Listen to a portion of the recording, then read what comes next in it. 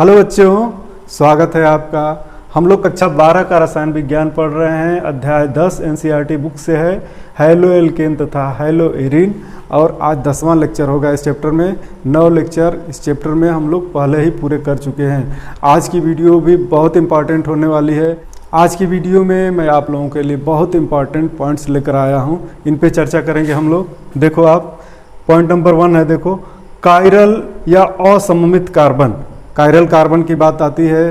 पिछले वीडियो में जब हम लोगों ने SN2 मैकेनिज्म किया, SN1 मैकेनिज्म किया, तो उसमें कायरल कार्बन की चर्चा हुई है और हमने कहा भी था कि कायरल कार्बन के लिए हम अलग से वीडियो बनाएंगे।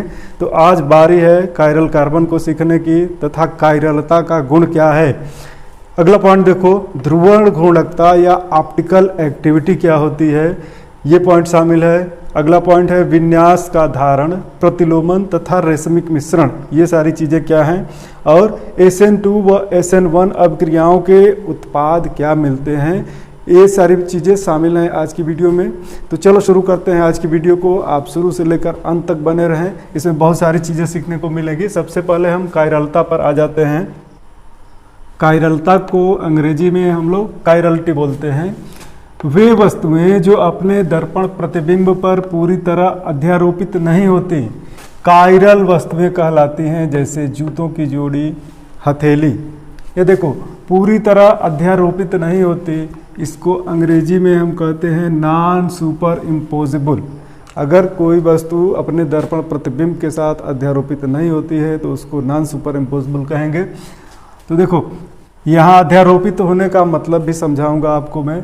पहले पॉइंट्स पढ़ लेते हैं हम। यदि एक कार्बनिक अणु में किसी कार्बन से जुड़े चारों समूह भिन्न होते हैं तो ऐसे कार्बन को असममित कार्बन या कायरल कार्बन कहते हैं।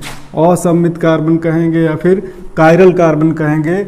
ऐसा अणु अपने दर्पण प्रतिबिंब पर अध्यारोपित नहीं होता है। तो यहाँ तो केवल कायरलिटी को समझने के लिए वस्तुओं का सहारा लिया गया है कि वे वस्तुएं जो अपने दर्पण प्रतिबिंब पर अध्यारोपित नहीं होती हैं। और अध्यारोपित होने का मतलब पहले मैं आपको बता दूं क्या है। देखो, अगर एक गेंद लेते हैं हम और इसके सामने मिरर लगाते हैं तो इसका इमेज बनेगा दूसरे साइड में, ये इमेज बन रहा है। ठीक इसी तरह का इमेज होगा। इस इमेज के ऊपर इस वस्तु को उठा के रखेंगे तो यह पूरा इमेज को ढक लेगा, और इसको कहते हैं अध्यारोपित होना। अध्यारोपित होना। और यह वस्तु अकायरल वस्तु है, यह कायरल नहीं है, ठीक है। लेकिन जब हम कायरल वस्तु लेंगे तो वह अपने इमेज पे अध्यारोपित नहीं होगी। देखो, अगर हमने दाएं या बाएं हाथ की हथेली को लिया, जैसे हम समझा दें आपको, अगर हम हथेली को यूं किए हैं, एक हाथ की हथेली को, यह हमारा लेफ्ट हैंड है, तो लेफ्ट हैंड की हथेली के सामने अगर हम मिरर लगा देते हैं तो इमेज कैसा बनेगा, ठीक इस राइट हैंड की हथेली जैसा इमेज बनेगा, दाहिने हाथ की हथेली जैसा। तो यह अपने इमेज पे अध्यारोपित नहीं होगा, पूरी तरह से नहीं ढकेगा। या अगर मिरर के सामने अपनी हथेली को हम इस तरह से रखते हैं तो ये जो इमेज बनेगा वो ऐसा लगेगा कि दाहिना हाथ है। आप खुद करके देखो, दाहिने हाथ का इमेज लगेगा, और यह भी इसको पूरी तरह से ढकता नहीं है। यह वस्तु अपने दर्पण प्रतिबिंब को पूरी तरह से ढकता नहीं है, तो ऐसे वस्तु को हम कायरल वस्तु कहते हैं। यह अपने इमेज पे नॉन सुपर इम्पोजिबल होता है। तो यहाँ हम जूते ही ले लें या फिर चप्पल ले लें, अगर जूता ले लें, या फिर हथेली ही बना दे रहा हूँ, यहाँ हथेली बना दे रहा हूँ, ये हथेली हो गया। अगर यह लेफ्ट हैंड की हथेली है तो इसका इमेज इधर बनेगा, राइट हैंड की हथेली के समान एकदम इमेज बनेगा। तो अगर यह वस्तु अपने दर्पण प्रतिबिंब के ऊपर उठा के अगर रखी जाती है तो इसको पूरी तरह से ढकेगी नहीं, और इसको हम कहते हैं कायरल वस्तु। और अनअध्यारोपित होना, चाहे अध्यारोपित न होना, अध्यारोपित न होना, नॉन सुपर इम्पोजिबल। तो ये दोनों चीज़ें तो आप समझ गए वस्तुओं के ऊपर। लेकिन यहाँ हम कार्बन में आपको सिखाएंगे, क्योंकि हम लोग कार्बनिक रसायन पढ़ रहे हैं। किस तरह का कार्बन कायरल कार्बन कहलाता है, उसमें कायरलिटी का गुण क्यों होता है, ये चीज़ यहाँ मैं दिखा रहा हूँ आपको। देखो, एक हम अणु ले रहे हैं 2-क्लोरोब्यूटेन,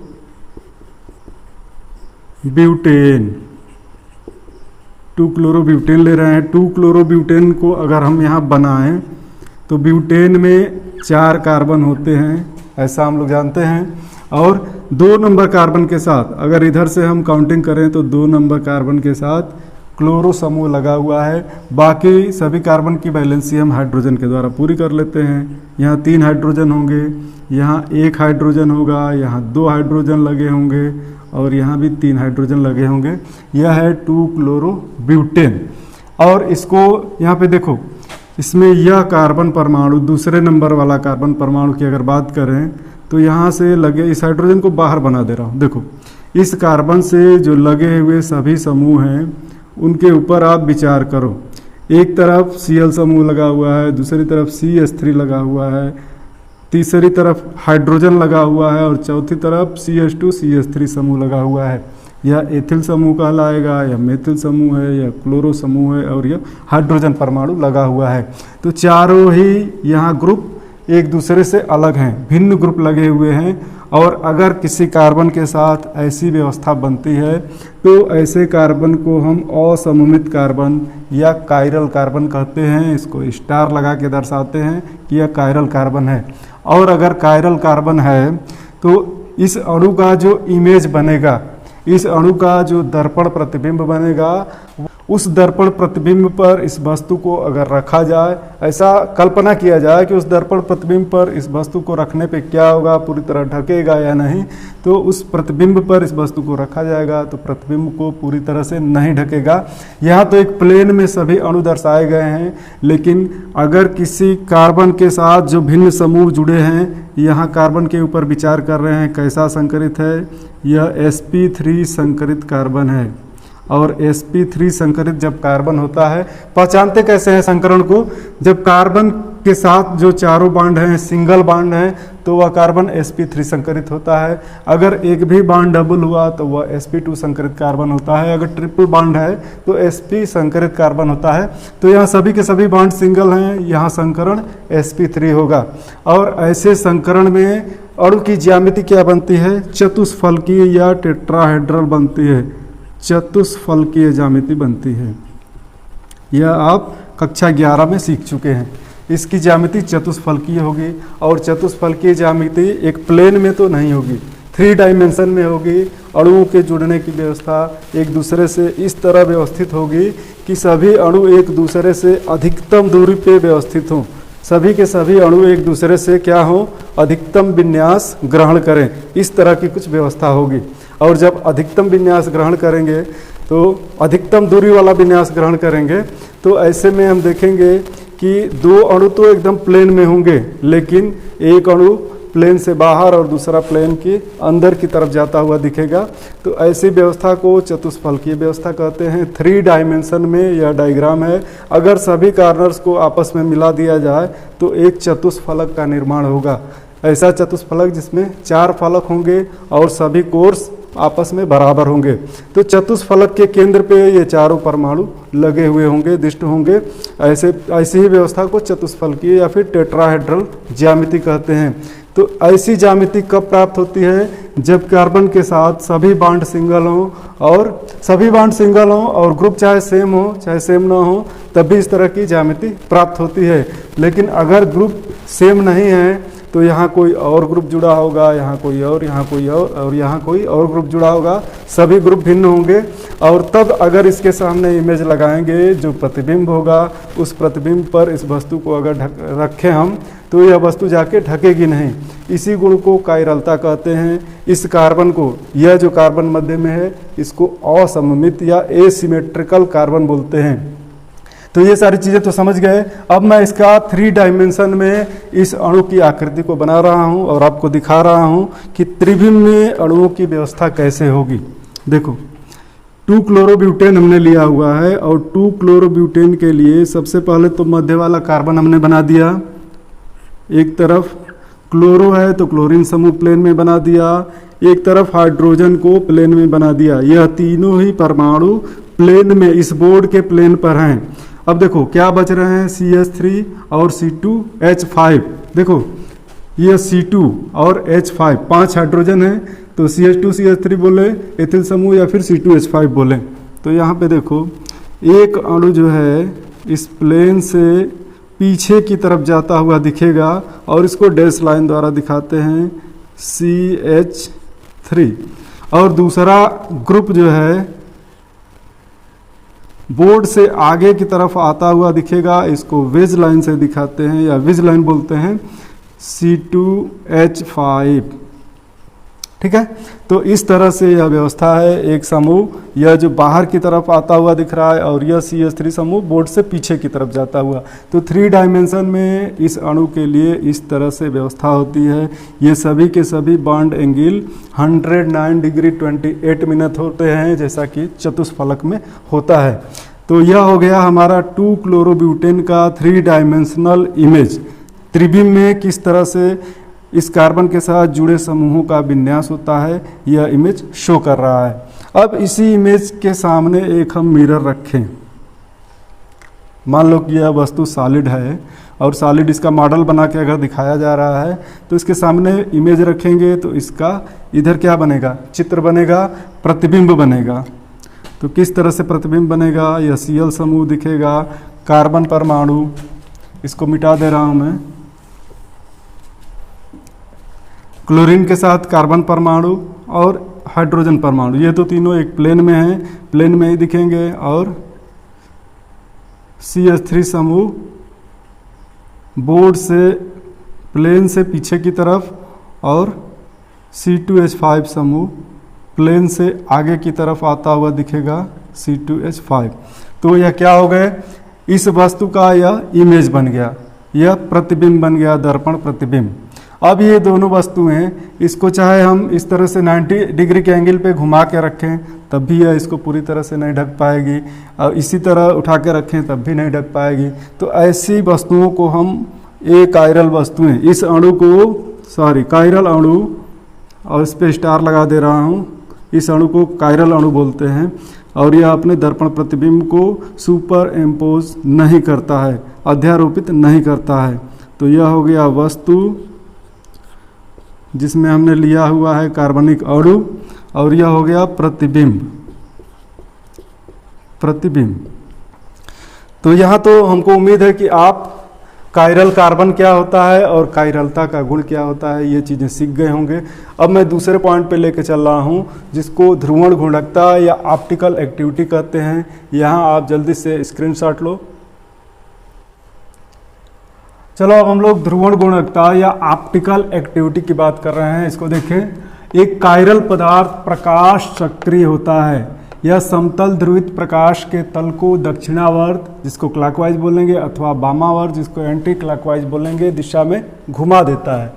इस घटना को ध्रुवण घूर्णकता कहते हैं। तो ध्रुवण घूर्णकता की घटना क्या है, यदि किसी पदार्थ से समतल ध्रुवित प्रकाश को देखा जाए, किसी पदार्थ से गुजारा जाए समतल ध्रुवित प्रकाश को, तो वह प्रकाश या तो दक्षिणावर्त या तो वामावर्त दिशा में घुमा हुआ प्रतीत होगा। इस घटना को ही हम ध्रुवण गुणकता कहते हैं। एक कायरल पदार्थ प्रकाश सक्रिय होता है, यह समतल ध्रुवित प्रकाश के तल को दक्षिणावर्त अथवा वामावर्त दिशा में घुमा देता है। यही घटना ध्रुवण गुणकता है। यहाँ हम आपको दिखा रहे हैं, दो चीज़ें आई हैं। देखो, समतल ध्रुवित प्रकाश का तल है, फिर दक्षिणावर्त वामावर्त डायरेक्शन है। तो पहले हम समझा रहे हैं कि समतल ध्रुवित प्रकाश क्या है। देखो, यहाँ पे मैं एक बल्ब बना दे रहा हूँ। एक बल्ब से जो प्रकाश निकलता है, एक बल्ब है, इस बल्ब से जो प्रकाश निकलता है, इसमें प्रकाश की दिशा सभी दिशाओं में होती है। त्रिविम में सभी दिशाओं में, ऑर्डिनरी लाइट जो है उसमें तरंगे सभी दिशाओं में चलती हैं। अगर इसको एक निकोल प्रिज्म से गुजारा जाए, निकोल प्रिज्म बोलते हैं, विशेष प्रिज्म होता है निकाल प्रिज्म, अगर इससे गुजारा जाए तो ऑर्डिनरी लाइट के प्रतीक को ही यहाँ बना दे रहे हैं। ऑर्डिनरी लाइट किस तरह से होगा, सभी दिशाओं में कंपन दिखाएगा। देखो, हर डायरेक्शन में कंपन दिखा रहा है। लेकिन इस प्रिज्म से गुजरने के बाद यह कंपन केवल एक दिशा में हो जाता है। इस तरह से एक ही दिशा में यह कंपन दिखेगा। तब इसको हम कहते हैं समतल ध्रुवित प्रकाश। इसी को हम कहते हैं समतल ध्रुवित प्रकाश या प्लेन पोलराइज्ड लाइट इसको कहते हैं। यही समतल ध्रुवित प्रकाश अगर एक ऐसे पदार्थ से गुजारा जाए जो ऑप्टिकली एक्टिव हो, जैसे हमने 2-क्लोरोब्यूटेन का उदाहरण लिया है और ये दर्शाया है कि वहाँ पे कायरलिटी है कार्बन में, तो इसी प्रकाश को एक ऐसे पदार्थ से गुजार रहे हैं। यहाँ हमने एक पात्र लिया हुआ है, यह पारदर्शी होगा और इसमें 2-क्लोरोब्यूटेन रखा, 2-क्लोरोब्यूटेन। यहाँ अभी पहले हमने 2-क्लोरोब्यूटेन के एक अणु को दर्शाया था और पदार्थ में तो बहुत सारे अणु होंगे, तो इस डिफरेंस को तो आप समझ रहे होंगे। इसी पदार्थ से अगर इसको गुजारा जाता है, अर्थात इधर से प्रेक्षित किया जाता है, इसके तल को इधर से प्रेक्षित किया जाता है, तो ये तल कैसा दिखेगा? ये तल कुछ इस तरह से दिखेगा। या तो यह तल, दो इमेज बना रहा हूँ, या तो यह तल इस डायरेक्शन में घुमा हुआ दिखेगा या फिर इस डायरेक्शन में घुमा हुआ दिखेगा। दोनों रोटेशन दिखा रहे हैं, देखो आप। यह इस दिशा में घूम रहा है और यह इस तरफ को घूम रहा है। और आपको पहले से पता है कि जब डायरेक्शन ऐसा हो जिससे घड़ी की सुई घूमती हो तो उसी को क्या कहते हैं? दक्षिणावर्त या क्लॉकवाइज डायरेक्शन। और जब घड़ी की सुई के घूमने की विपरीत दिशा हो तब उसको वामावर्त या एंटी क्लॉकवाइज डायरेक्शन बोलते हैं। तो इधर की तरफ घूम रहा है अगर तो दक्षिणावर्त और इधर की तरफ घूम रहा है तो वामावर्त। तो इधर से देखने पर यह प्लेन पोलराइज्ड लाइट या तो दक्षिणावर्त घुमा हुआ दिखेगा या तो वामावर्त घुमा हुआ दिखेगा। अब 2-क्लोरोब्यूटेन किस डायरेक्शन में घुमाता है यह तो प्रयोग के बाद ही पता चलेगा, ऐसे नहीं पता चल पाएगा। तो यहाँ पे आप सीधी सी इस घटना को समझें। यह है समतल ध्रुवित प्रकाश, लिख दूं यहाँ पे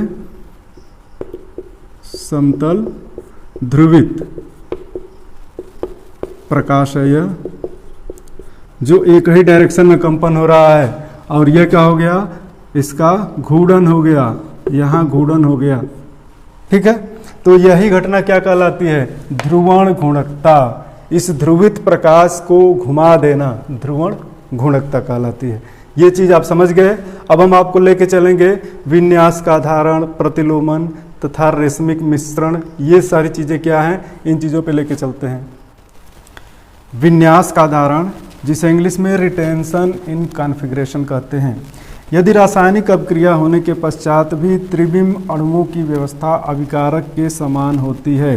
त्रिविम में यहाँ लगा दे रहा हूँ, त्रिविम में अणुओं की व्यवस्था अभिकारक के समान होती है, अर्थात अभिकारक में जिस तरह से अणु जुड़े हैं उसी तरह से उत्पाद में भी होंगे, तो इसे विन्यास का धारण कहते हैं। एक उदाहरण हमने दर्शा दिया है। फिर से हम ले लिए हैं 2-क्लोरोब्यूटेन को ही।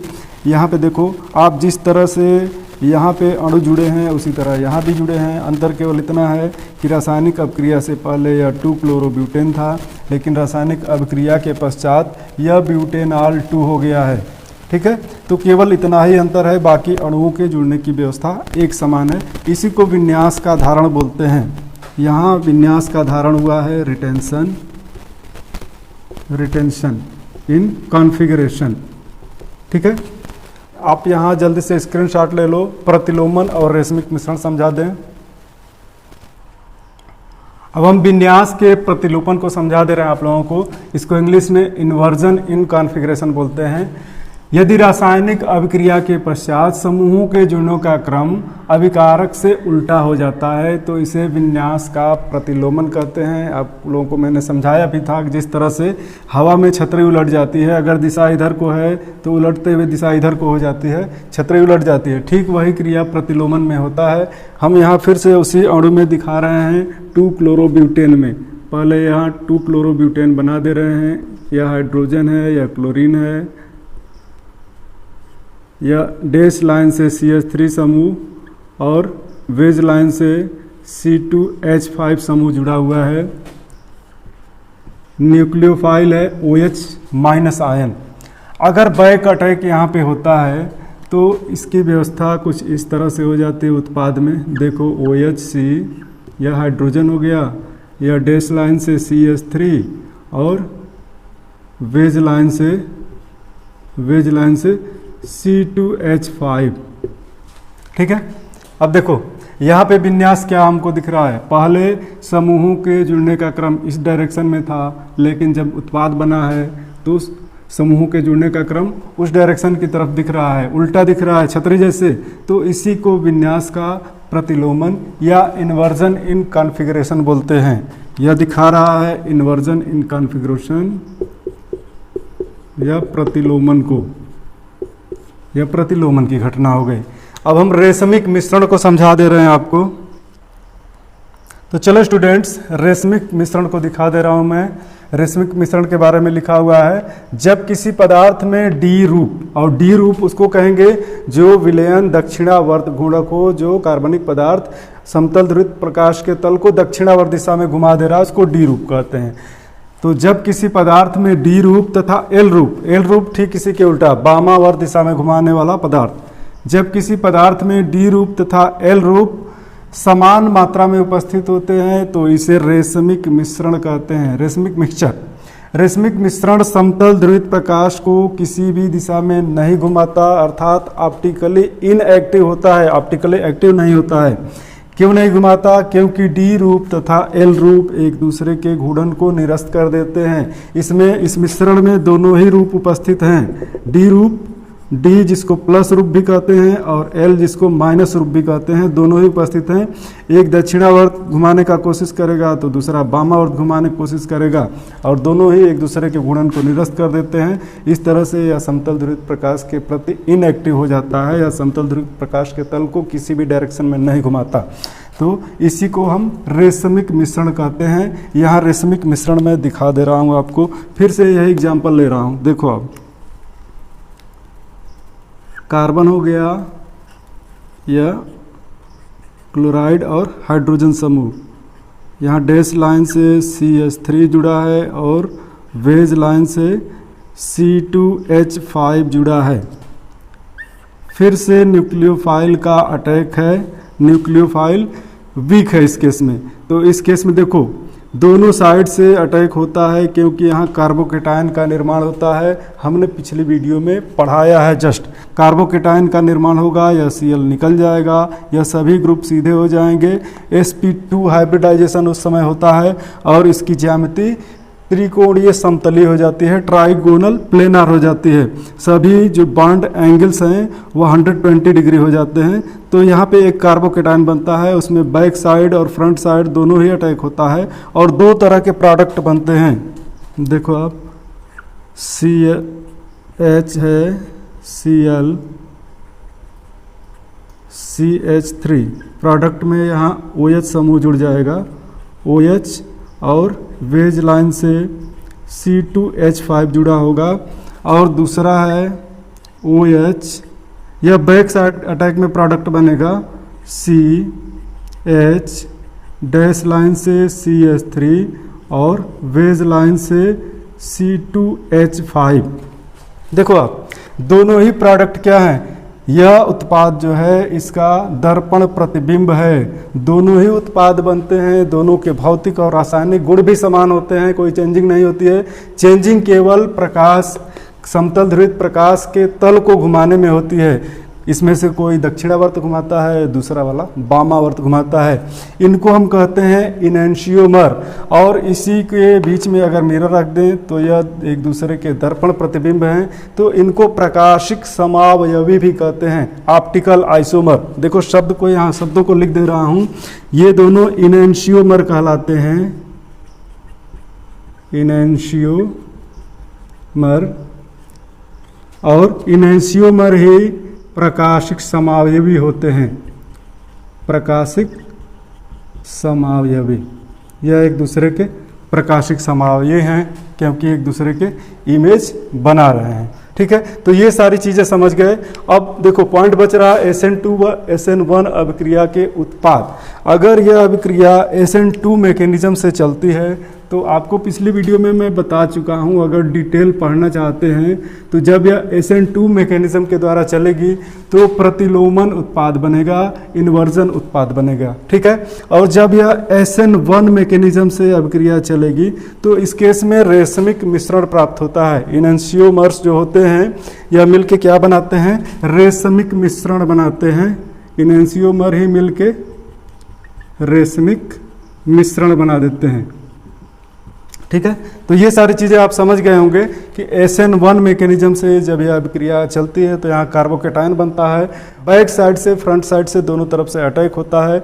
दो तरह के कंपाउंड बनते हैं, इनमें से एक समतल ध्रुवित प्रकाश के तल को दक्षिणावर्त घुमाता है, जबकि दूसरा समतल ध्रुवित प्रकाश के तल को वामावर्त घुमाता है। और इन्हीं दोनों के मिश्रण को हम रेशमिक मिश्रण कहते हैं। रेशमिक मिश्रण क्या होता है, ऑप्टिकली इनएक्टिव होता है, वह प्रकाश के तल को किसी भी डायरेक्शन में नहीं घुमाता है क्योंकि यहाँ पे दोनों ही घूर्णन एक दूसरे को निरस्त करते हैं। तो ये सारी चीज़ें हैं। आप पिछली वीडियो को या तो इस वीडियो जो आप प्ले कर रहे हैं वहाँ से आप बैक क्लिक करके भी जा सकते हैं, अन्यथा मैं डिस्क्रिप्शन में पिछली वीडियो का लिंक भी दूंगा।